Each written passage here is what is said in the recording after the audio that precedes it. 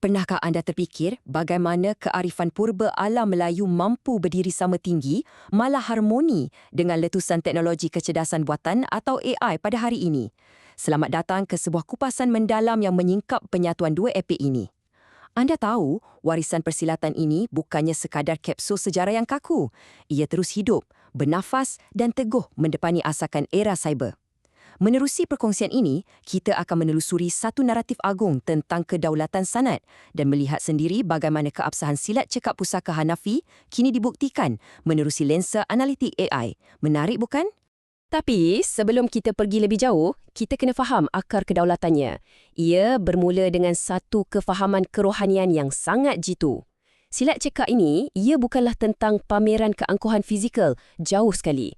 Ia sebenarnya manifestasi murni konsep tauhid. Bayangkan, seorang pendekar berdiri lurus menanti serangan musuh tanpa wujud walau selangkap pun pergerakan berundur. Langsung tidak berundur. Inilah apa yang kita panggil falsafah makan cekak. Ia satu ikrar keberanian mutlak dan tanggungjawab 100% untuk memelihara agama, nyawa dan tanah air kita tanpa sebarang kompromi. Kedaulatan bersandarkan tauhid ini takkan mampu bertahan tanpa tali arus kerohanian yang sangat teguh. Di sinilah satu detik bersejarah terpahat. 19 Mei 1993. Tarikh ini sangat penting.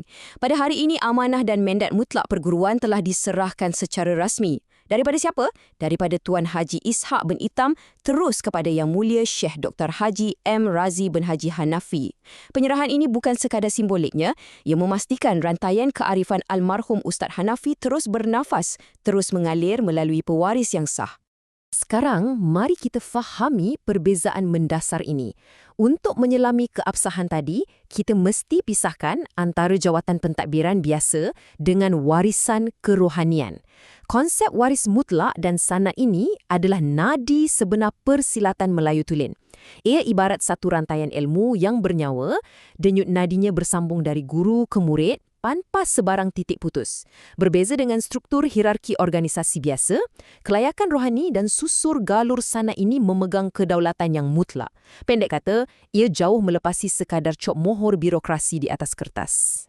Namun, seperti mana-mana pelayaran agung, kesucian sanad ini tetap diuji dengan badai yang dahsyat. Menjelang Mac 2007, meletus satu krisis institusi yang besar. Ia satu pertemuan tragis, jujurnya, antara sistem perlembagaan persatuan yang moden dengan teras tradisi yang silam. Kalau kita telusuri fakta sejarah, ia merekodkan berlakunya sebuah legalistik coup. Mekanisme organisasi atau kita panggil wasilah telah dijadikan senjata tajam untuk cuba mematikan maqasid, iaitu roh sanad kerohanian itu sendiri. Lompong undang-undang diputarbelitkan semata-mata dalam cubaan menyingkirkan pemegang mandat menerusi proses undian. Memang tidak masuk akal. Tetapi kedaulatan fakta lambat laun pasti memihak kepada kebenaran. Pada tahun 2010, Mahkamah Jenayah telah menjadi saksi kepada sebuah kemenangan moral yang muktamad. Berdasarkan rekod penghakiman mahkamah yang rasmi, segala tuduhan ke atas pemegang mandat disahkan sama sekali tidak berasas. Malah, Yang Mulia Syekh Dr. Haji M. Razi dilepaskan dan dibebaskan sepenuhnya tanpa beliau perlu pun membela diri. Keputusan ini secara total membersihkan integriti pemegang mandat mutlak ini di mata perundangan negara. Jadi, apa pengajaran teguh yang sejarah tinggalkan untuk kita? Mudah. Kedudukan seorang pemegang ijazah yang mengepalai sanad kerohanian mustahil boleh dibatalkan hanya dengan mengangkat tangan atau mengundi di meja mesyuarat. Mustahil. Bertitik tolak dari episod inilah terbitnya sinar baharu menerusi penubuhan Persekutuan Seni Silat Cekap Pusaka Ustaz Hanafi Malaysia. Ia bukanlah sekadar pertukaran nama atau entiti baharu. Tidak.